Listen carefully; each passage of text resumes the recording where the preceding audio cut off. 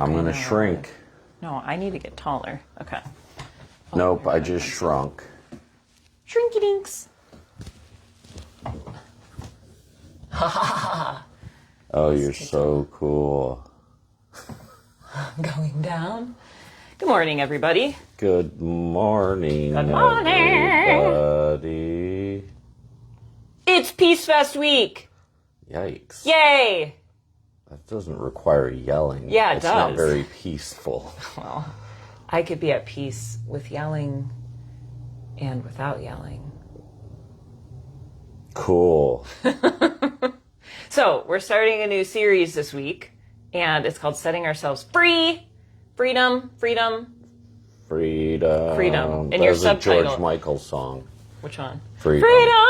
Freedom. What's the subtitle?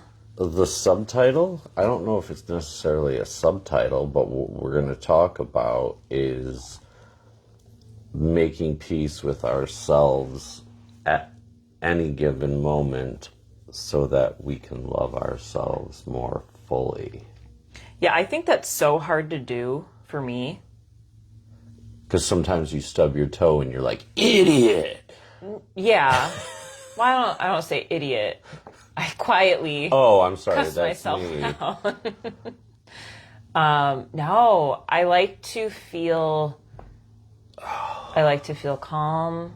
I like to have clarity. I like to feel like I'm moving forward. I don't like feeling stuck, which is kind of like what we had been talking about these last, couple weeks.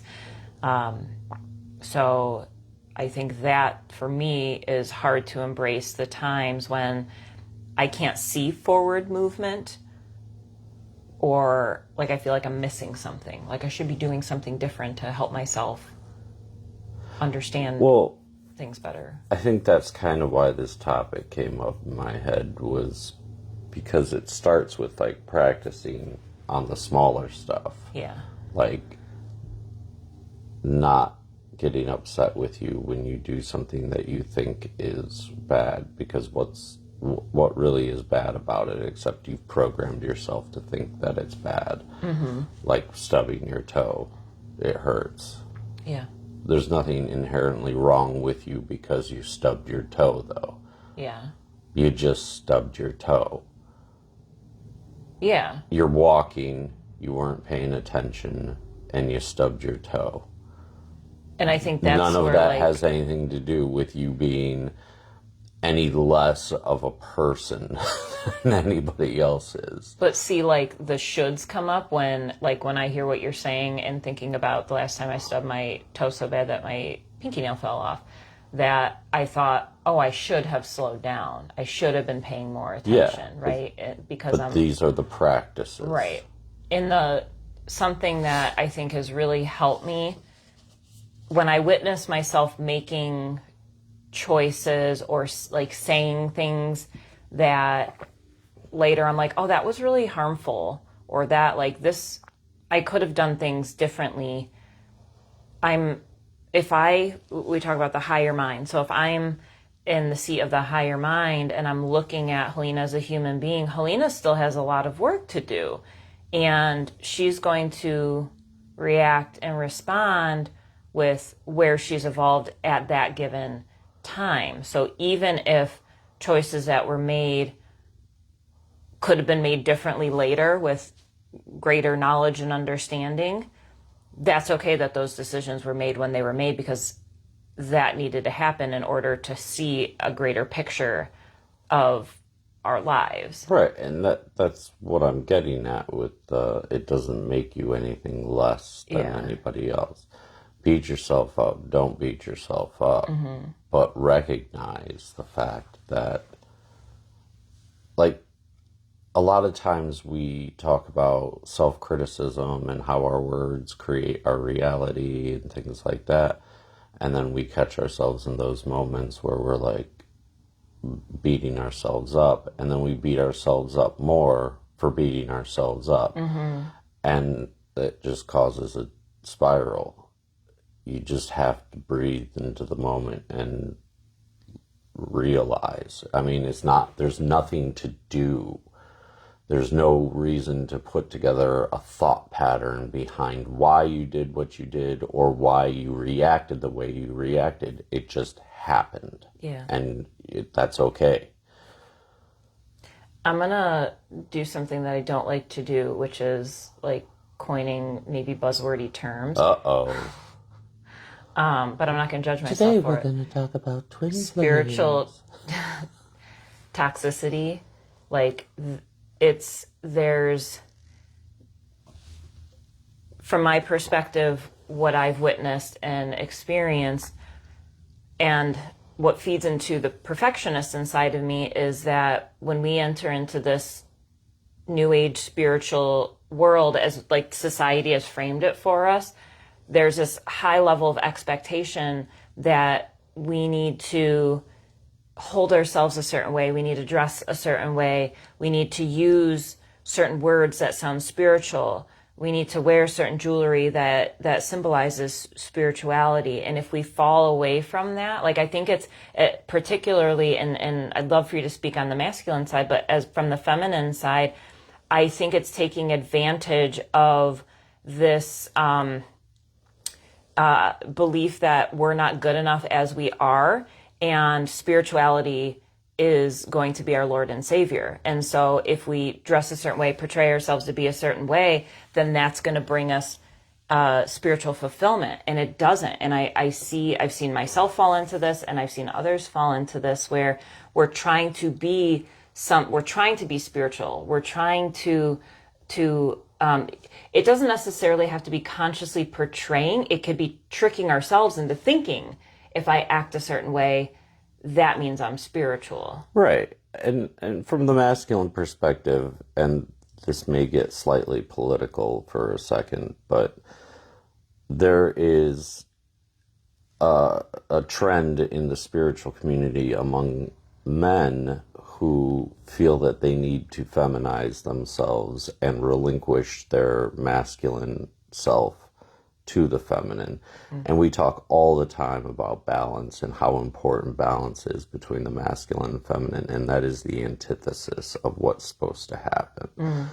To release control to the feminine side of spirit, so that because it's such a female dominated world in the spiritual world, that we need to make them feel comfortable at all times with everything. Mm-hmm. And I've never bought into that whole concept. But men also do the dress thing, like you're saying, that's part of the feminine thing. Mm-hmm. It's like, just be a schlub like me.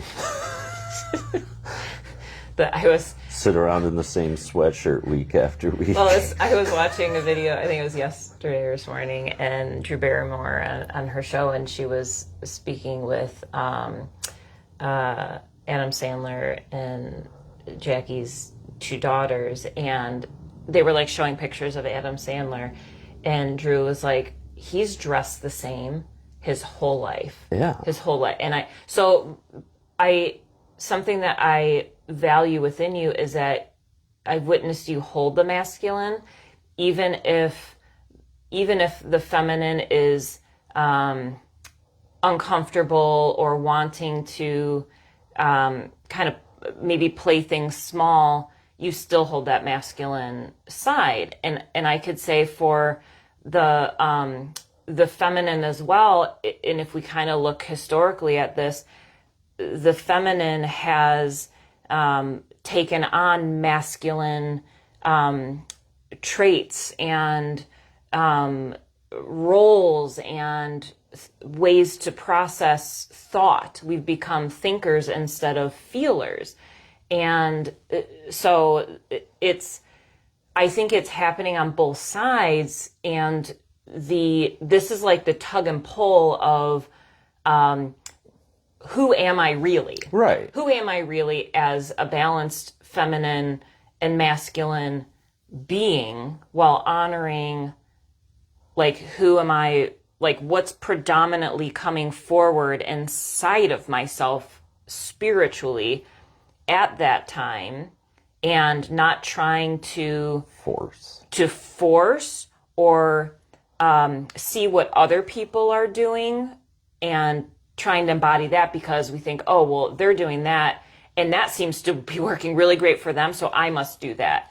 Oh, wait, I'm trying that and it's still not working. Well, then I feel broken and lost and like a failure. And this is like, that's the spiritual toxicity, is like, we're trying to be spiritual when we just need to listen. Yeah, and realize we already are. We don't need to be any different than who we are right now at this given time with the information that we have. And it's perfection. Who we are, who you are right now is absolute perfection. And it was different yesterday and it's going to be different tomorrow. But we're not even concerned about that. It's just more of right now. I am who I am. I know who I am, and how I'm dealing with situations and the thoughts that come through are exactly what is needed, and how things happened to be right here and now. Yeah, well, so that's the level of just stopping and recognizing yourself as divine. Mm-hmm. There's no need to go past that point. When you reach a point where you recognize yourself as divine, you are at your spiritual apex, to say, to a certain extent. But that's why I say that things get political, and you're talking about the pull back and forth between, the feminines in the industry, and I hate to say the industry, but it is. I mean, in reality, like if you're on the TikTok, industry. If you're on TikTok or you're going to like metaphysical shops and things like that, it's displayed in different ways, but the feminine has to be the stronger because the men have oppressed for so many years. Mm-hmm. And okay, that's all right, but it doesn't take long for that to crumble apart inside of you. It becomes a struggle for power within yourself, because the feminine aspect of who you are wants to be feminine, and the masculine aspect of you wants to be masculine. And disguising each one as the other is inherently dangerous to yourself. Mm-hmm. And so for me, to speak more personally, I've gone to the extreme of the masculine and the feminine. Like and this is a part of my human struggle, is I go all in. Like if I attach to an idea, like that idea is gold and that's what I focus on, and I like embrace it absolutely fully. And so I've embraced my masculine side fully to the point where that's become toxic, and I've embraced my feminine to the point where that's become toxic. And I notice when I do that, and then I realize like, oh, I've gone too far into like the disciplinary, the actionable, the thinking too much, and I need to come back just a little bit into the feminine. And I've built my life around embodying that strong masculine energy. Then people get confused. It's like this multi-personality kind of thing where it's like, all of a sudden, Helena's like quiet and internal. There must be something wrong, right? And then on the other side of that, like the feminine, the staying internally, right? Not taking any action, being caught up in emotions without that actionable step to let the emotions move through. And then when I start to, realize, okay, I'm here and I need to bring a little bit more of the masculine energy, then people get confused too. Like, oh, you're being harsh, or, oh, you're I don't know, forceful, or speaking your mind too much, or something like that. But I think staying on the topic with that whole scenario is that it shouldn't matter to other people, but it does. Mm-hmm. But it definitely shouldn't matter to you. Yeah. What their reactions are. Yeah. And that's part of loving yourself and being at peace with yourself no matter what you're doing. Mm-hmm. Because like taking an example from what you were saying earlier about how I function in this community is like part of healing, and that is our predominant industry here. Yeah. That is what we do. Part of that is being uncomfortable, and I don't have a problem when people get uncomfortable with the way I say things or the way I do things. And it used to, I will say, when I was younger, it used to feel like I was justifying things by saying that, like maybe I should have been softer, maybe I should have been, but no, you just have to get it out there. If that's making them uncomfortable, that's something they need to heal or walk away from. And that's all there is to it. And I'm okay if people don't like me because of it. Because why? Like, so then if people don't like you, but then you're also going to draw people to you that resonate with who you authentically are.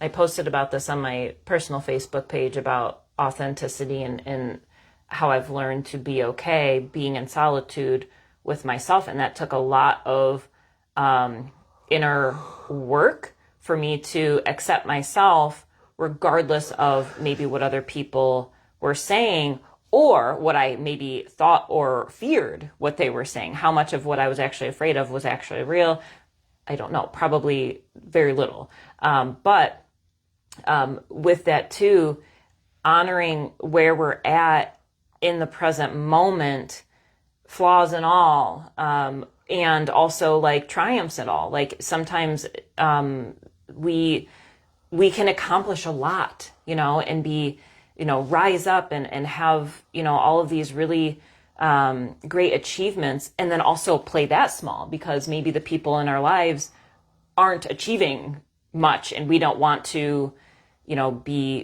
think we're being boastful or anything. Freaking celebrate yourself, right? Exactly. So, but when we're authentically ourselves with what is fully present inside, then outside will reflect that.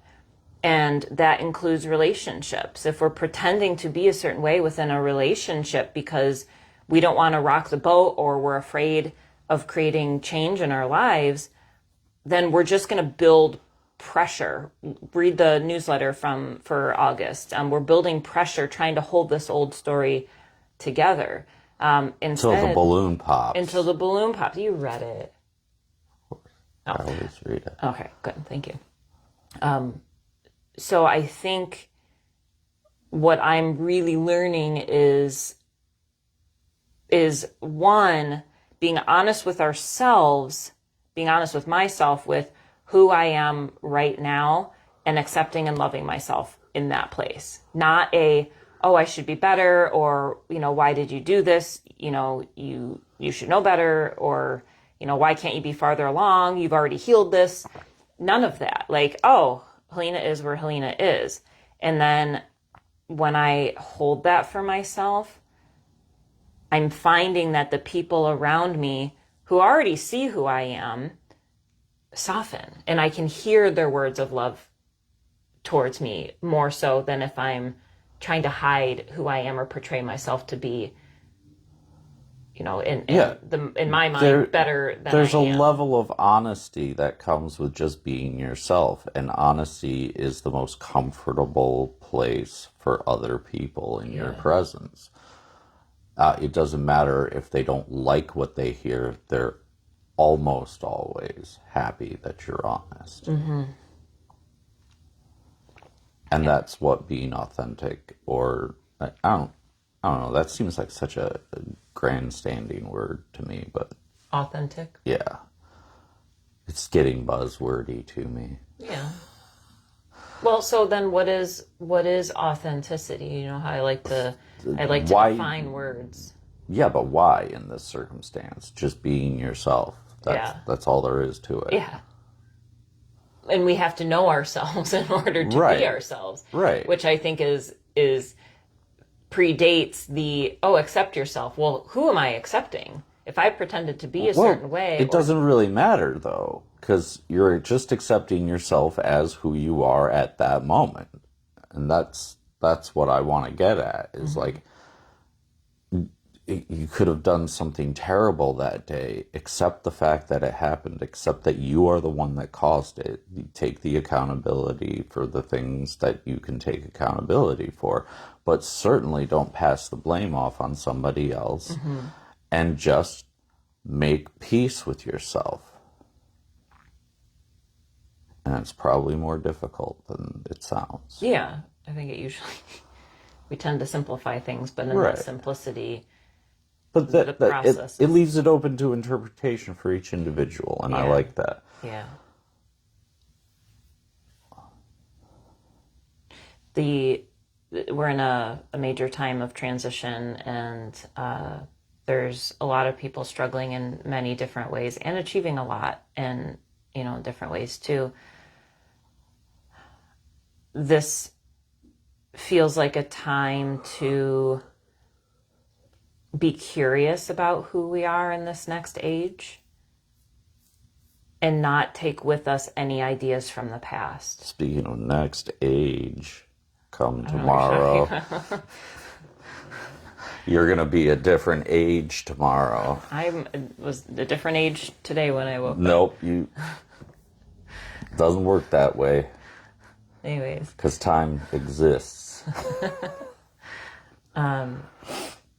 But yeah, so I went to a sweat lodge last night with John Schoonmaker, and what we taught, and a lot of times this is a similar theme with the sweat, is releasing the past version and embracing the new version.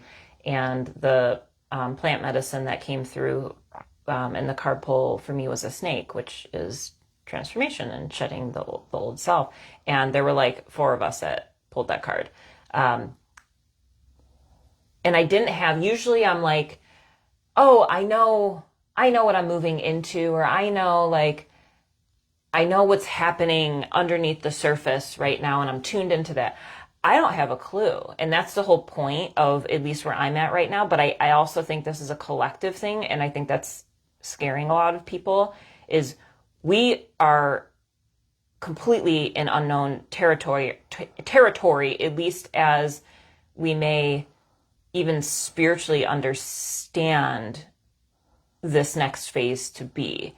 I think this is, in a way, like a cosmic reconstruction that's happening, and how we move forward is dependent on how we show up in the present moment.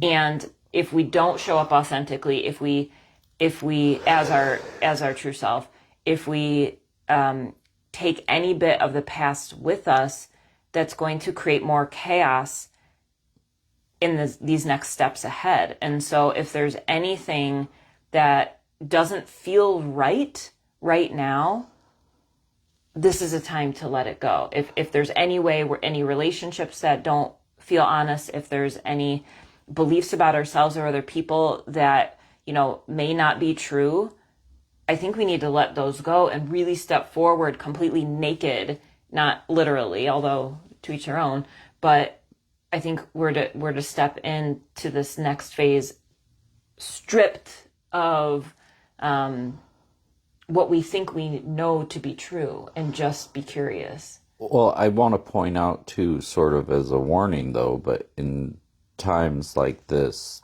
is also where society is going to try the strongest to be like, you should be scared, come back within the fold. Yeah. We have structure, we have rules, we will just tell you what to do, and your body secretly seeks that comfort, or your spirit secretly seeks that comfort, because it's all you've known up to this point. Mm-hmm. And so one of the biggest things right now is literally embracing the fact that you don't know anything, mm-hmm. and you can just be okay with that. You have to find a way to be okay with it. Otherwise, all the things you complain about on a daily basis are going to just continue to be there. You're mm-hmm. just repeating cycles over and over and over again. Yeah. With that too, the I don't know anything. So this is like, I think you're speaking like materially. Yeah.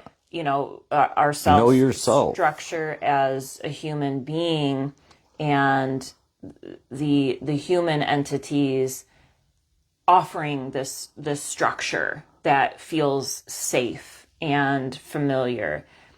But if we clear?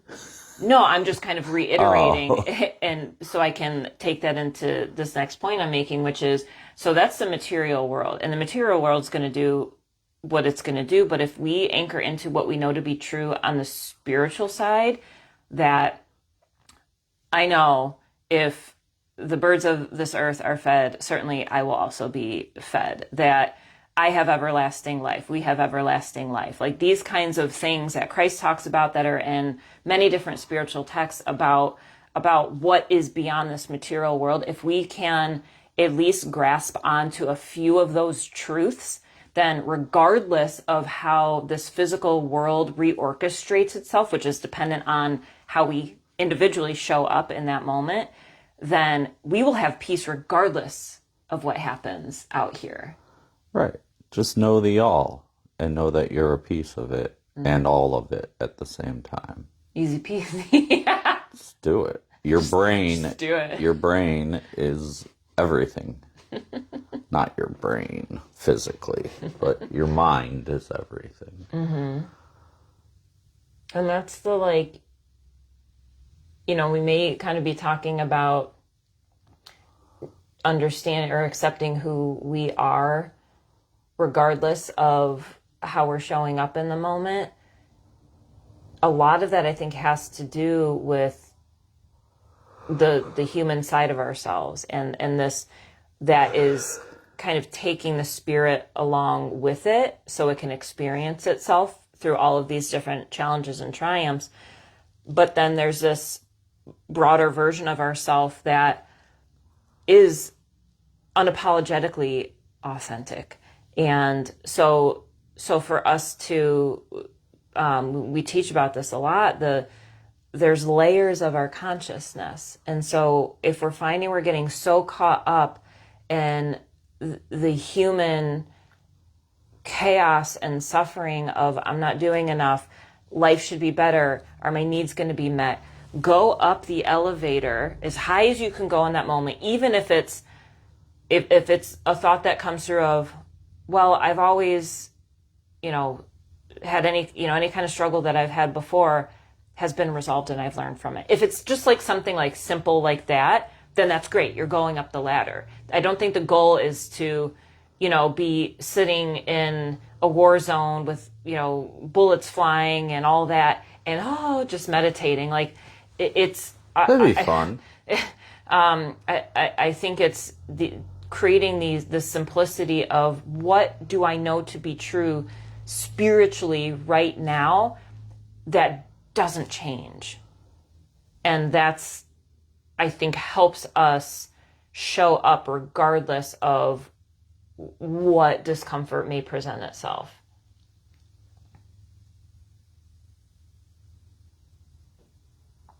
Yep.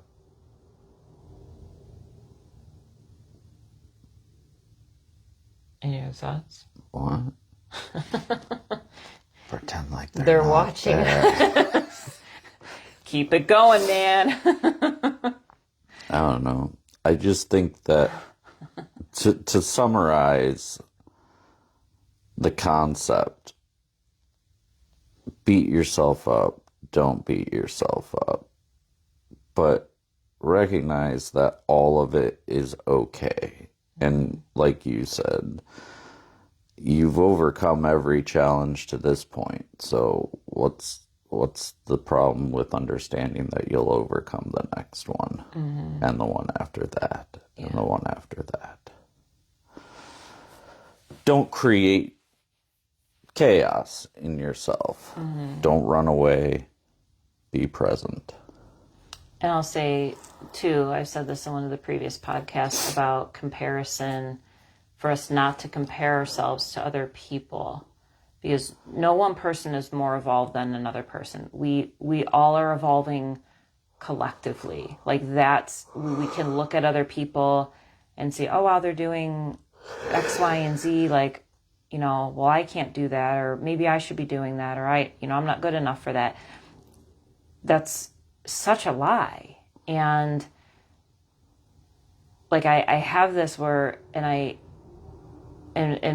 I'm sure you experience this too, but where people will tell me, oh, like, you did this whole thing, and like, you're like, I can't imagine you being angry, or they'll say these things to me. Well, they don't say that to me. No. But like, for us also to understand that we don't know what people have gone through to get to where they are now, and it's none of our business. And how we perceive others to be, like, we don't know the struggles that are going inside another person. And like, for me, the people who attend a lot here, and who I get into deep conversations with people, and they know my struggles. We talk about it. So for us to not get distracted looking at other people and who we think they are to be, let's focus on ourselves. If we don't understand who we are in the present moment, then that's exactly where our work needs to be. Because if we don't know ourselves, there's no way we can understand another person. And we're just distracting ourselves, focusing on things outside of ourselves, when really the work is always, always, always, always going to be inside of us. Maybe inside of you. Inside of me is empty. You just got it all figured out. Oh my gosh, you're so great. I can never see you angry. Punch. Actually, don't really see you angry a lot. I don't get angry a lot. Yeah, that's good. I caught myself being angry at work the other day for like maybe 3 seconds. And then I caught myself being angry in that same moment. And I was like, wow, that was weird. That would be a good thing. That would be a good thing to talk about, is anger. Because there's so much energy. Like, I feel anger now in my hands because it doesn't make sense to keep it in my head. It doesn't feel good anywhere else in my body, but I know that my hands get really hot now because it's like, okay, I need to discharge. And that's like where before I would, and my son has this too, where I would want to punch something or like kick something or like, get rid of it in that way. But if we can harness it as energy, just as energy, like, oh my gosh, all this energy is working out, what am I going to do with it? Then we could choose. No one understood that as English. Exactly. We can do whatever we want with it. We don't have to exert it in a violent way. Nope. We can transmute it into love and set it up as a billion different butterflies for all to receive. Anyways, that was a bonus note for me. Butterflies? I don't know. Anyways. Maybe baby Come bunnies. to the Create Community Peace Fest this Saturday. This Saturday. It starts at 2, but I'm announced today we're going to be opening up our indoor healing sessions at 1:30. So, that's news to me. If you want to be first in line, come early. It's not news to you. This has been on the spreadsheet for months. I don't have access to this spreadsheet. Anyway, we would love to see you this Saturday. If you want to come help set up on Friday or do some chalk art, we're going to be decorating the driveway, so that'll be a lot of fun. And it'll be a really good day. Also want to shout out to Tori Peters. Congratulations on your 2-year anniversary of the Connection Cove. We were there yesterday offering energy readings, and it rained, and then it was really nice. So congrats to you all and your whole community. And we appreciate the work you're doing over Tori. there in Lambertville, Michigan. All right. Well, many blessings this week, and we will see you Saturday. We better. We have 2 completely different approaches of getting people here.